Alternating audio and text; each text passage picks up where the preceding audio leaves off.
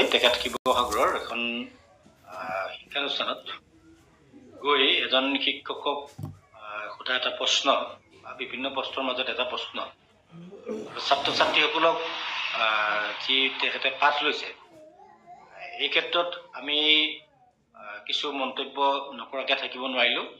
প্ৰথম কথা হ'ল তেখেতে শিক্ষকজনক সুধিছে যে এক আৰু কেইডাল। আমি জানো যে স্বৰবৰ্ণত এটা আৰু এটা যেতিয়া এক আৰু এডাল। এক আৰু ডাল ক'ত কেনেকৈ কি পদ্ধতিত প্ৰয়োগ হ'ব ইয়াৰ ব্যাকৰণত ইয়াৰ নিয়ম নীতিবিলাক আছে। আৰু যি নহওক তেওঁ ভুলটো ধৰিছে ঠিকে, একাডাল প্ৰয়োগ হোৱাত ভুল হৈছে আৰু মানিছোঁ ভুল হৈছে, কিন্তু তেখেতৰ প্ৰশ্নটো জানো শুদ্ধ হৈছে। প্ৰশ্নটো তেওঁ সুধিছে এক আৰু কেইডাল।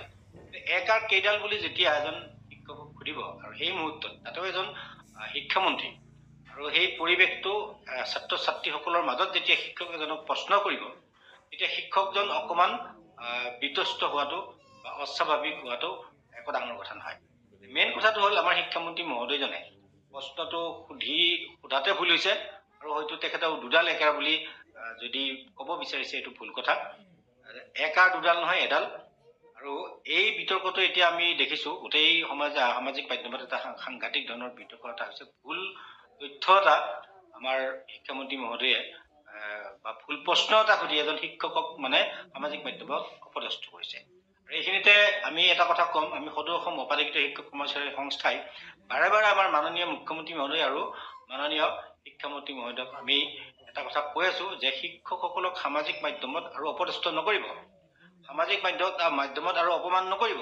আৰু সেই কামটোকে বাৰে বাৰে এই মাননীয় মুখ্যমন্ত্ৰী মহোদয় বা শিক্ষামন্ত্ৰী মহোদয়ে কৰি থাকে। কিছুদিন আগত তেখেতে আমাৰ শিক্ষকসকলক মাল বুলি কৈছিল, মূৰত মাল নাই বুলি কৈছিল। আৰু এনেকুৱা ধৰণৰ যিবিলাক কথা, এই কথাবিলাক আচলতে আমাৰ শিক্ষামন্ত্ৰী মহোদয় যেন নকয়। বা তেওঁ ভাল কাম কৰিছে, তেওঁ স্কুলৰ ইনস্পেক্টৰৰ কামটো কৰিছে, যে গুণ উৎসৱত তেখেতে নিজে গৈ ল'ৰা ছোৱালীবিলাকৰ কাম কৰিছে। আমাৰ সচিবালয়ত কাম নাই, তেখেতে আমাৰ ঔপাধিকৰণৰ সমস্যাটো চিন্তা কৰিবলৈ সময় নাই, ঔপাধিকৰণ সমস্যাটো সমাধান কৰিবৰ কাৰণে আগুৱাই লৈ যাবৰ কাৰণে তেখেতৰ সময় নাই, কথা পাতিব সময় নাই, আমাক মাতিবলৈ সময় নাই। আমি যোৱা 16 ডিচেম্বৰতে আমি অনশন কৰিলোঁ আৰু আমাৰ এই অনশন স্থলীৰ পৰা আমি মেমৰেণ্ডাম দিছোঁ, কিন্তু আমাক মাতি নি কিনো আপোনালোকৰ দাবী কি কথা পতা মাতি আনি সুধিবলৈ তেওঁৰ সময় নাই। কিন্তু ইনস্পেক্টৰৰ নিচিনাকৈ স্কুলবিলাক পৰিদৰ্শন কৰি ঘূৰি ফুৰি আছে। আৰু এই স্কুল পৰিদৰ্শন কৰি ঘূৰি ফুৰি থাকি মানে আমাৰ মাননীয় মুখ্যমন্ত্ৰী মহোদয়ৰ দৰে সংবাদ মাধ্যমৰ শিৰোনামলৈ অহাৰ যিটো প্ৰৱণতা, এই প্ৰৱণতাৰ কাৰণে তেখেতে এই কামবিলাক কৰিছে। আৰু সংবাদ মাধ্যমক লগত লৈ বা কেমেৰাৰ সন্মুখতে শিক্ষকসকলক এইদৰে অপমান কৰা কথাটো আমাৰ গোটেই শিক্ষক সমাজৰ কাৰণে এখন দুৰ্ভাগ্যজনক কথা। আনহাতে অকল মই অপাধিকৃত বুলি কোৱা নাই, সমগ্ৰ শিক্ষক সমাজখনক লজ্জিত কৰা বা লাজ দিব বিচৰা বা অপদস্থ কৰিব বিচৰা এটা প্ৰচেষ্টা বুলি আমি অভিহিত কৰিছোঁ। 2 নম্বৰৰ কথাটো হ'ল তেওঁ এজনী ছাত্ৰীক ঠিক কেমেৰাৰ সন্মুখতে বিভিন্ন ধৰণৰ প্ৰশ্ন কৰিছে, পাঠ পাতি কৰিছে।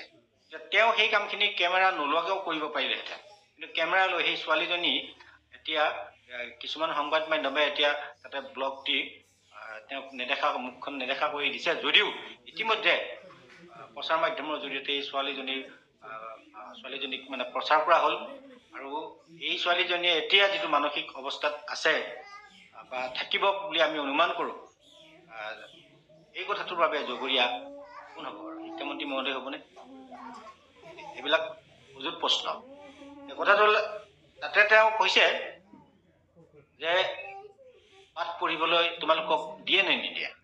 ছোৱালীজনীয়ে স্পষ্টভাৱে কৈছে পাঠ পঢ়িব দিয়ে, কিন্তু ছোৱালীজনীয়ে পাঠ পঢ়িব পৰা নাই। এই যে ছোৱালীজনীয়ে ক্লাছ 9ত বা ক্লাছ 8ত পাঠ পঢ়িব নজনা দোষটো সেইখন স্কুলৰে শিক্ষকক কিয় দিলে? মই ভাবোঁ এয়া মাননীয় শিক্ষামন্ত্ৰী মহোদয়ৰ অজ্ঞতাৰ কাৰণে এই দোষটো দিছে। আচলতে দোষটো ক'ত আছে? ল'ৰা ছোৱালীবিলাকে, ছাত্ৰ ছাত্ৰীবিলাকে পাঠ পঢ়িব নজনা দোষটো আহে প্ৰাথমিক পৰ্যায়ৰ পৰা। প্ৰাথমিক পৰ্যায়ত এই দোষবিলাক কিয় নাথাকিব? আপোনালোকে চাওক, প্ৰাথমিক পৰ্যায়ত বিশেষকৈ প্ৰাথমিক স্কুলবিলাকত এজন বা দুজনীয়া শিক্ষকেদি চলোৱা শিক্ষানুষ্ঠান প্ৰায় 70% শিক্ষানুষ্ঠান আছে, য'ত মানে RTEৰ যিটো PTR 30:1 এইটো মানে অপব্যৱহাৰ কৰি ওলোটাকে ব্যৱহাৰ কৰি স্কুলবিলাকক ছাত্ৰ ছাত্ৰীসকলক বঞ্চিত কৰা হৈছে মাত্ৰ এজন শিক্ষক দিয়ে। এখন স্কুলত যদি 30 জন ছাত্ৰ ছাত্ৰী থাকে তাতে এজন শিক্ষক থাকিব আৰু তাতে ক্লাছ থাকিব 6টা প্ৰতিটো ক্লাছৰে 6টাকে বিষয় থাকিব। এজন শিক্ষকে 6টা ক্লাছত 6টাকে 37টা বিষয় কোনে পাৰিব? মাননীয় শিক্ষামন্ত্ৰী মহোদয় পাৰিবনে? তেওঁ এদিন ক্লাছ কৰি দেখাওকচোন যে 6টা ক্লাছত 6টা বিষয় 6 গুণ 36টা ক্লাছ তেওঁ কৰি দেখাওক। যদি পাৰে আমি প্ৰত্যাহ্বান জনাইছোঁ তেখেতক। আৰু এই কথাষাৰ আমি তেখেতৰ লগত বহুতবাৰ আলোচনাত আমি কৈছোঁ যে অসমৰ অসমীয়া মাধ্যমৰ চৰকাৰী যিবিলাক প্ৰাথমিক বিদ্যালয় আৰু উচ্চ প্ৰাথমিক বিদ্যালয় আছে এইবিলাকৰ যিটো আন্তঃগাঁথনি আৰু শিক্ষকৰ যিটো সংখ্যা এইটো বঢ়াই দিয়ক। প্ৰতিটো বিষয়ত এজন শিক্ষক দিয়ক। প্ৰতিটো বিষয়ত এজন শিক্ষক নাথাকিলে এজন শিক্ষকে 6টা বিষয় 6টা ক্লাছত কেনেকে পঢ়াব? এইবিলাক মানে সাংঘাতিক ধৰণে আজব কাণ্ড।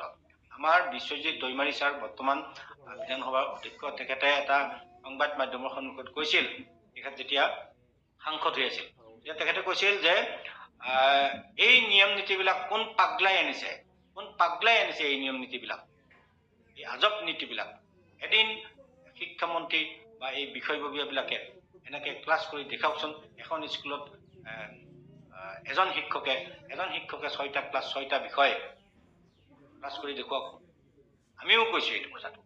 এইবিলাক আজব নীতি নিয়ম প্ৰয়োগ কৰি ভুল নীতি নিয়ম প্ৰয়োগ কৰাৰ কাৰণে আজি ছাত্ৰ ছাত্ৰীসকলে বহু চৰকাৰী প্ৰাথমিক বিদ্যালয় বা উচ্চ প্ৰাথমিক বিদ্যালয়ত হয়তো ছাত্ৰ ছাত্ৰীয়ে আখৰ বাতিব বা আখৰ চিনি নোপোৱাকে তেওঁলোকে মানে উত্তীৰ্ণ হৈ পাৰে। ইয়াৰ লগত আৰু এটা জড়িত আছে যে ক্লাছ 1ৰ পৰা ক্লাছ 8লৈকে কোনো ছাত্ৰ ছাত্ৰীক ফেল কৰাই দিব নোৱাৰিব। এইটো RTE এক্ট মতে মানে তেওঁলোকক ফেল কৰাই দিব নোৱাৰি। ফেল কৰি দিব নোৱাৰাৰ কাৰণে তেওঁলোকৰ যদি পাঠ স্কুলত নহাকেও যদি থাকে, তাৰপিছতো যদি স্কুলত কেইদিনমান আহে সেই ল'ৰা ছোৱালীটোক পাছ কৰি দিবলগীয়া বাধ্য হৈ যায় শিক্ষকসকলে। আৰু এনেকে আপোনালোকে চিন্তা কৰক, আমাৰ ল'ৰা ছোৱালীবিলাকক ধ্বংস কৰা হৈছে কাৰ নেতৃত্বত? কেৱল শিক্ষকসকলক দোষ দি থাকিলে নহ'ব। ইয়াতে ভুল নীতি কিছুমান আছে, নিয়ম নীতি, বিভাগৰ নিয়ম নীতি। আমাৰ যিসকল বৰমূৰীয়া আমাৰ শিক্ষা বিভাগত আছে, এই শিক্ষা বিভাগৰ বৰমূৰীয়াবিলাকৰ কাৰণে আজিৰ তাৰিখত অসমীয়া